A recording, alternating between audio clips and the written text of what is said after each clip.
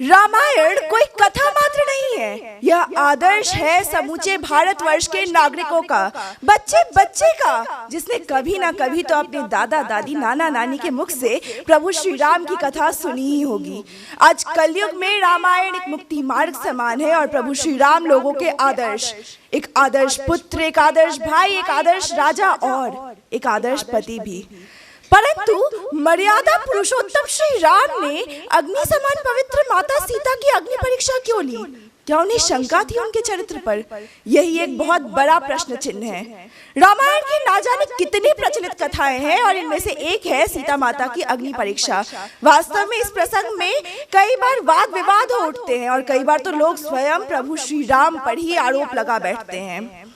वाल्मीकि रामायण के अनुसार जब सीता माता प्रभु श्री राम के साथ वनवास पर जाने का हठ करती हैं और प्रभु मान भी जाते हैं, तब वह कुछ इस प्रकार कहते हैं कि वन छोड़ो, तुम्हारे बिना तो स्वर्ग जाना भी संभव नहीं है सीते। क्या ऐसा कहने वाले प्रभु श्री राम अपनी जानकी की अग्नि परीक्षा ले सकते हैं? उसके चरित्र पर संदेह कर सकते हैं? कदापि नहीं। लंका में रावण के वध के बाद जब सीता माँ आई, तब प्रभु श्री राम की यह घोषणा सुन कि सीता को अग्नि परीक्षा देनी होगी, लक्ष्मण जी अति क्रोधित हो गए। वे प्रभु श्री राम के प्रति विद्रोह पर उतारू हो गए। तब प्रभु एक रहस्य खोलते हैं कि वास्तव में लंकेश जिसे हड़कर ले गया था वो तो सीता की छाया थी और वास्तविक सीता तो अग्निदेव के पास सुरक्षित है।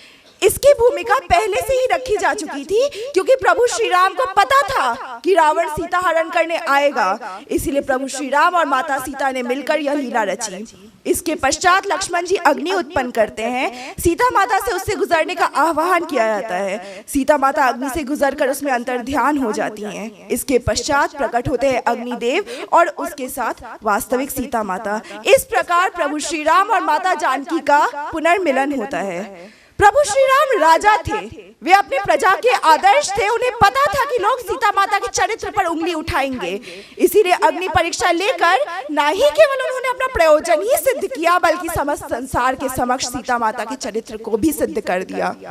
सीता माता और प्रभु श्री राम के मध्य के अटूट प्रेम के चलते ही सीता माता ने बिना किसी विद्रोह की अग्नि परीक्षा दी और वही प्रभु श्री राम ने बिना यह सोचे कि आगे चलकर इसे लेकर उन पर भी तो उंगली उठ सकती है, सीता माता की अग्नि परीक्षा ली केवल और केवल उनके चरित्र को सिद्ध करने के लिए। अंत में मैं 4 पंक्तियां कहना चाहूंगी कि जग की सब पहेलियों का देखे कैसा हल गए, लोग के जो प्रश्न थे वे शोक में बदल गए। सिद्ध कुछ हुए ना दोष, दोष सारे टल गए। सीता आग में न जली, राम जल में जल गए। जानकी का हर जन्म बचाओ सिर्फ राम है, भाव सूचियां बहुत है, भाव सिर्फ राम है। सियावर रामचंद्र